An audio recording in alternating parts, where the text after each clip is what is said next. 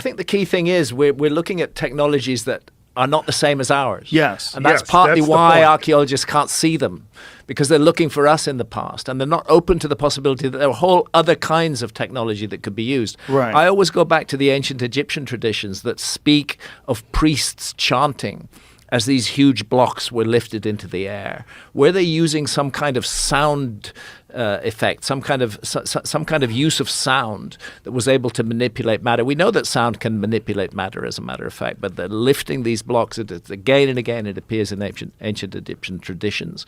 The notion that we could lift huge blocks with sound seems absurd to archaeologists, and yet it's there in the traditions of the Egyptologists. And what Randall's talking about now is people who are working on a whole alternative path of technology, and maybe that's a rediscovery of the kind of technologies that were used by a lost civilization. I think that's what's important about what you're saying, is that we have this very limited idea of technology based on what we've experienced. Yeah. But if you had anatomically similar human beings that lived for thousands and thousands of years. Stuff just keeps on getting older. If you think about the amount of progress that we've achieved as modern humans just in the last few hundred years, if you go back 400 years to now, it's a stunning amount of achievement. Absolutely stunning. And if you have a completely different path of technology, one that's not utilizing internal combustion engines and cranes and the like that we experience leverage, today. Mechanical advantage, everything that our tech is based around. Something that's insanely advanced, tens of thousands of years of a different path. Yeah. And that may be what we're looking at. And that may begin to explain these otherwise inexplicable monuments that have survived. Jamie, do I need... There we go. This is the work of Nikola Tesla. And he was... Again, this is way too much for us to get in today. That's why we need to devote a whole session to talking about this. Okay. But this is... this was the inspiration. You know, his work was suppressed. A lot of his patents were taken, sealed up by the U.S. government for whatever reason. I don't know. But this is some of the stuff that's now being developed using his ideas plus some of the others. This is the man I've been talking to for the last 7 years. Malcolm Bendall? Yes. And again, I don't want to get into it today, but like, here's an example of what they're doing. This is a generator that has no moving parts. It's all based on geometry, pure geometry. Mm-hmm. And here's the basic idea, as I think I understand it at this point. Resonance frequencies. Everything vibrates. Have you ever, like if we had an electric razor, we plugged it in, turned it on, set it on this table, bzz, it's going to move around, isn't it? You ever seen that? Yeah. That's the beginning of the concept because it's vibrating. Everything vibrates at a frequency, and if you know that frequency, you can control things. And I think that's the basic idea of what we're looking at here. And it's all based upon the ancient numbers. And they're developing technologies right now, and they have been.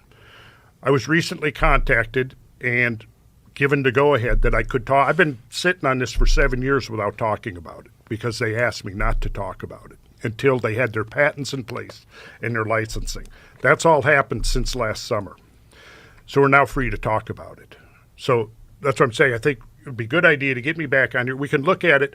I'm going to lay this on Graham so he can look at it too, because I really want to get Graham's feedback on this. I mean, would it be fair to say that there's an element of a rediscovery of a lost technology from the past? I think it would be fair to say that, yes. Yeah. And so through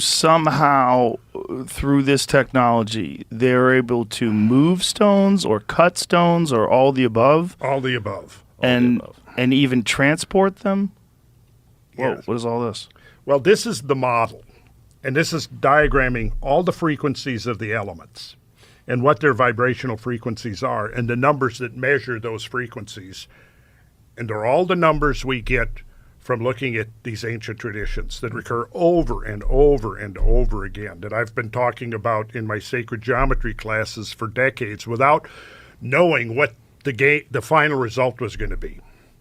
So this inventor who's working with this small group contacted me, and this is what he told me. He said, you built the foundation He said, you laid the foundation with your work on ancient geometry, and I built a house on top of it.